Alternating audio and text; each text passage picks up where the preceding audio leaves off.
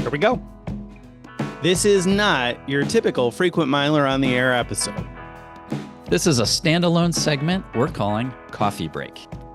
Each coffee break segment will cover a single topic related to miles and points.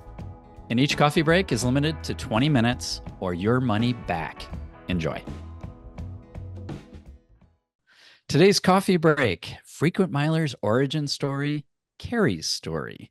We've previously done the Frequent Miler origin story to talk about my starting the Frequent Miler business. I'm Greg. And we also did a separate show where Nick told his story, how he joined up with Frequent Miler and everything that went on behind the scenes there.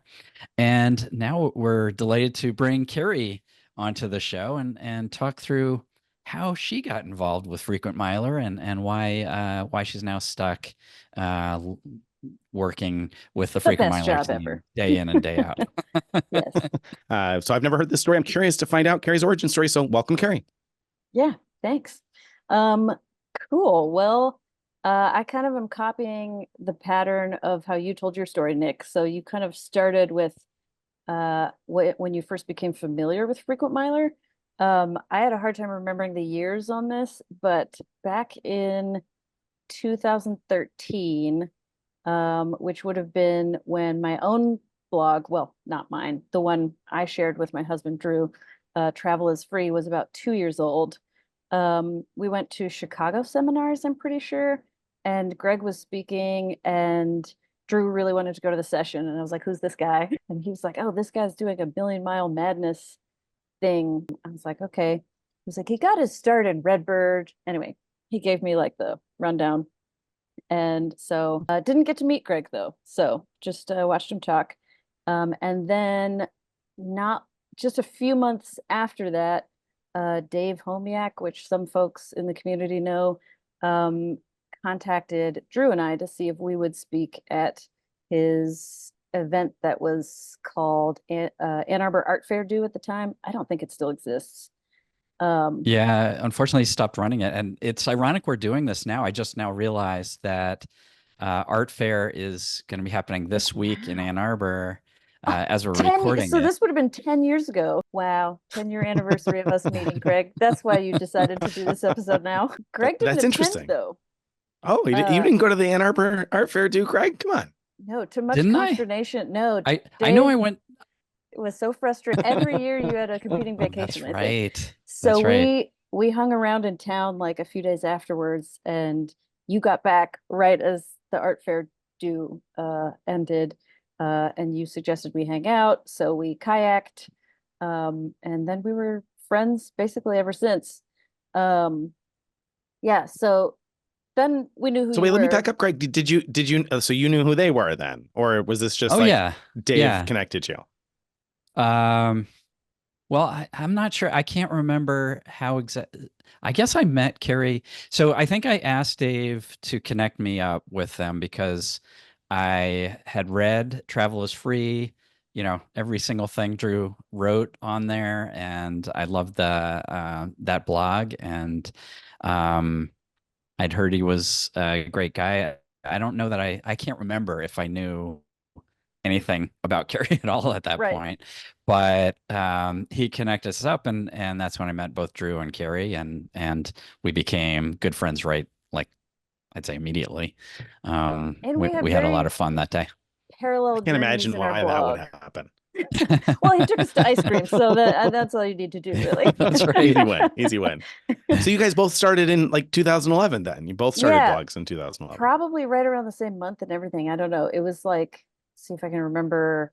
It would have been early 2011. When did you start? Okay, so you were ahead of. So you started earlier. Frequent Miler. Technically, but I mean, I don't think we had any readers really until we started traveling, which would have been that fall of 2011. We actually started being nomads and writing about implementing all of that stuff. Okay. So yeah, and fall of 2011 is when I started the blog. Ish, I guess you could say technically summer because it was early September, but basically fall. So we were like competitor peers sort of for years. Although we never behaved like competitors. No, So not for at the all. next few years, then Greg would hire me for random kind of freelance things here and there.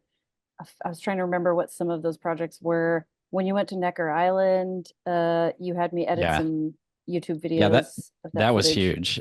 Yeah, I think we were using Google Photos, and Yeah. I like set it up so that I forget how we did it, but that Carrie would just get all the files that appeared, and so she would make, organized videos out of the stuff that I was dumping in there, and because I was too busy having fun on Necker Island. For those who don't know, Necker Island is Richard Branson's private island where you can use off and on. You could use Virgin Atlantic points to stay there for a week. Uh, and at the time, it cost me 1.2 million Virgin Atlantic miles for my wife and I to stay there for a week, and it's all inclusive. Yeah, Carrie did all the great video work for that. So how did you even know that Carrie could do that, or like how did you guys connect on? Because I know you did that and you did some infographics and things like that, right? An Like, infographic. so how did you guys even connect Yeah, on getting that stuff together? By then, you yeah, must have known what I was doing for Travel is Free because right. our kind of angle on the blog was that we tried to have these kind of more evergreen resources. So we would have, we were trying to do the whole YouTube channel thing. So you probably watched some of those. And then we tried to have infographics uh, for some of these more complicated travel hackery things.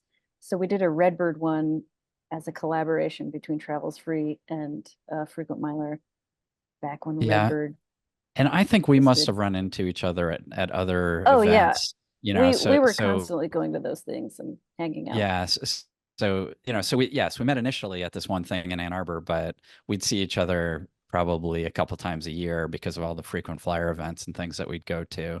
And so we would talk, and I knew Carrie was doing both that kind of work for Travel is Free, and um you must have told me at some point that you did freelance work as well. Yeah, you were one of my only clients for a long time, I think, because I was hoping to do it, but I was pretty much only doing Travels Free stuff. Yeah. But then when we sold Travels Free in 2019-ish or something, I got a job as a web manager for some other company, but I really wanted to get more into freelance. And on a particularly long work day, with like lots of corporate meetings and stuff, I messaged you at the end of the day and kind of half joking, but not really joking. I was like, you don't need like a web manager, do you? And I forget what your initial response was, but I think a few weeks went by and you were like, yeah, actually, I have been thinking about that.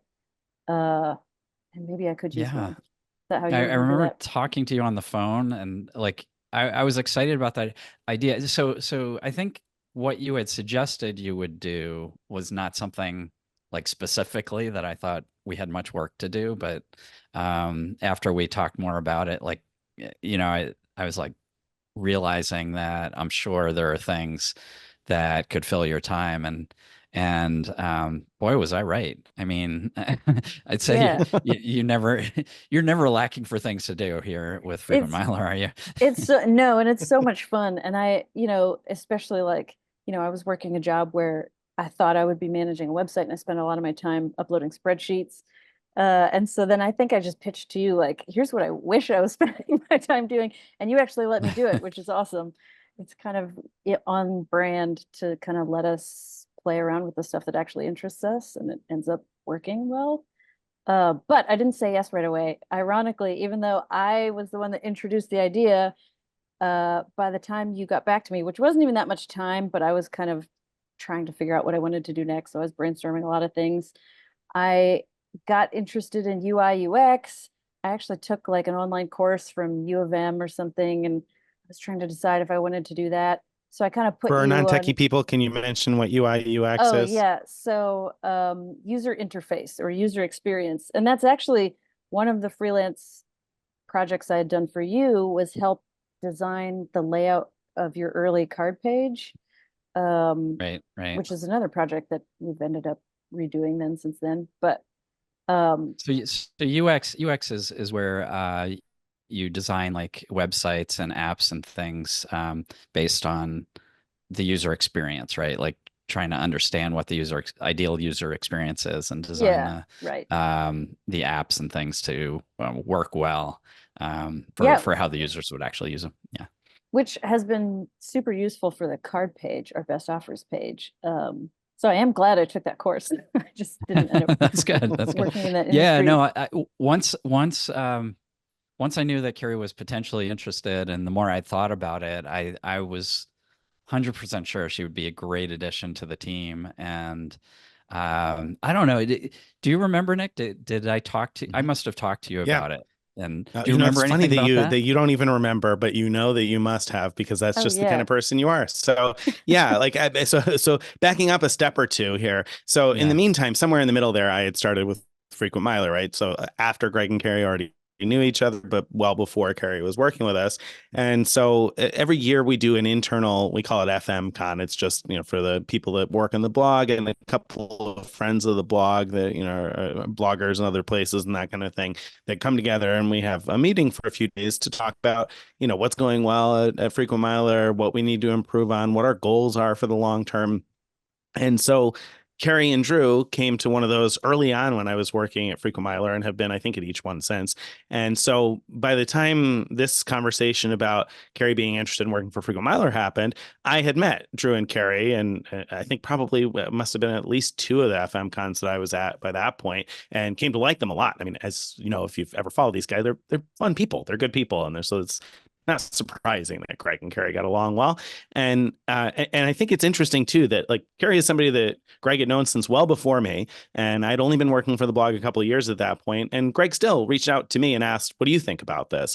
Which I think says a lot about the kind of boss that Greg is to work for, that he was interested in my feedback. And of course, I was super excited. I love Drew and Carrie, and I knew that Carrie could do great things for us, and that there was, like Greg said, way more to do than there were hours in the day that she would do much better at than either of us. So I thought it was a brilliant idea, great fit. So I was very supportive. I said, yes, absolutely. Like, we need Carrie.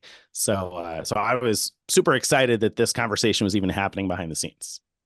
The Yeah. funny thing is, And that, oh, go ahead, we Carrie. we have two funny stories. So you go with yours first, and then I'll tell mine. Well, no, what I was going to say is then because Carrie wasn't sure at that point whether she was going to take the job, I went into like sales mode. I'm like, I'm gonna get her to come on board because I was so convinced that she'd be a great addition to the team, and I was right. Well, um, I let you sell a little longer than you go ahead. needed to because I had kind of already decided, yeah, I'm gonna go for this. But Drew and I wanted to do like a real vacation where we didn't work. And so I was in Philippines, I think, and was like, I'm not gonna think about this or respond to it till I'm back. And then I got an email from Nick, like really trying to sell me too. He's like, working for Greg is the best. And I hadn't told you guys yet that I had already kind of decided I was going to do it because I was like, I'm in vacation mode. I'm not thinking about, and it takes me hours to write emails like that. So that would have been like, that would have cost me vacation time. So, so you guys, I let you sell a little longer than you needed to, but That's okay. It so was fine. worth it. It was worth every minute of effort there.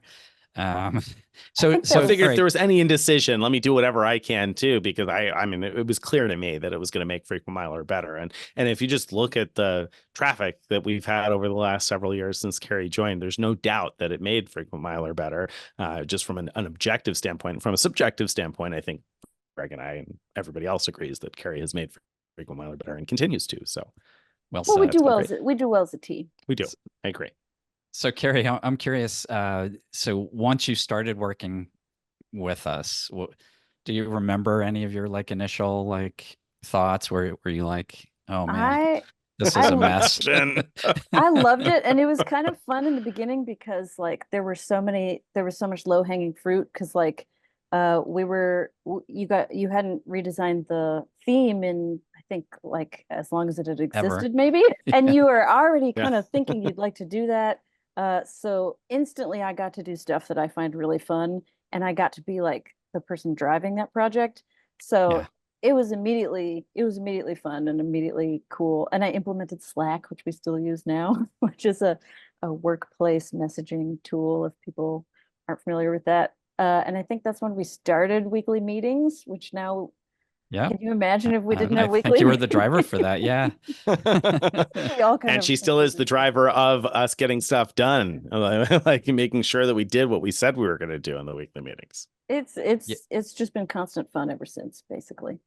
Yeah, that's awesome. And did you, when you took the job, were you foreseeing doing like actually traveling with the team to Asia and South America and Definitely stuff like not. And I'm so glad. I still feel like I won the lottery for that happening because you guys had just done 40K to Far Away right before I came on board, basically. Not right Okay. before, but like, the year Mhm. before. Yeah. Yeah, And pretty I was close. Yeah. obsessed with it. I was working this day job that was a lot more kind of corporate, and so I would like, that would be my relief during the days, was following along. And so it was so cool.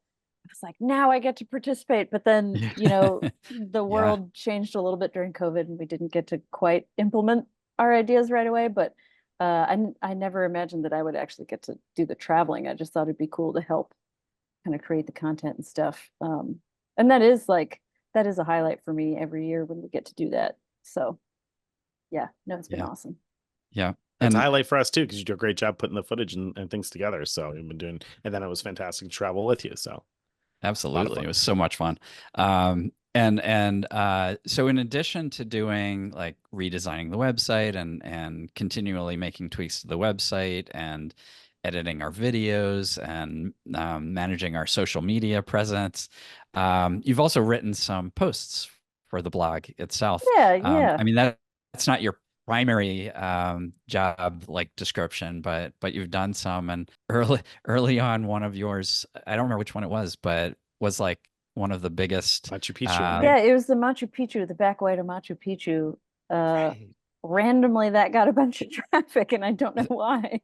So it was a very harrowing journey, but I guess Carrie people like Carrie to had read. the most page views that month of all of us, so that was pretty that That was pretty hasn't fun. happened since. That's the last time I got the most page views, but I guess I got to do more harrowing things and write about I it. was going to say that's just Yeah. because there have been fewer harrowing stories, but it's certainly Oh, not there's plenty the more. I just can't figure out how to like relate them to luxury, but there's not a lot of them. everybody's into luxury travel. Lots of people are into budget travel too. And I think that's an interesting piece of your story that we're kind of assuming people know, but not necessarily everybody really knows. So like how long did you guys travel for, like, before you, like, in between or overall, like how many years Yeah. basically did you spend mostly just traveling? I think collectively it's been somewhere around 6 or something collectively, but the longest in a row I think was 4 years in a row. So we've had kind of different nomadic phases. We've spent most of our marriage nomadic. That's almost not true, but it's still barely true now. So yeah. Wow. Um, Yeah, Yeah. it's pretty and amazing. most of it And was more budget kind of. I remember from the Travel is Free blog, IHG free nights were Oh yeah. a lot of your lodging, right? Yeah, you always hear Stephen and I brighten up when IHG like comes up because that it just makes sense. It still makes sense for nomads long term, kind of trying to do more instead of more luxury, more nights. I think it still kind of makes sense for that. Although that's a Stephen question Yeah. because It's probably less gameable than it was then, though, I think. So I remember back then, for example, that you could find like random like IHG promos like all over oh the web yeah, and you could stack them all. Like you could sign up for all of them and earn more points than you're spending on any given night. And yeah. things like that were possible back then. Drew has some kind of stat on how many promo codes we applied to a single night, and I can't remember what it is, but it was more than a dozen, I think. I don't know. Crazy. Amazing. Those were the days. The days, yeah. All right. Well, it's fantastic having you on board, and I hope everybody enjoyed this Carrie's origin story for Frequent Miler. Yeah, we'll collect the others later in future episodes. Don't forget to subscribe, frequentmiler.com/subscribe, and check out our full length Frequent Miler on the Air episodes dropping every Friday. Bye, everybody.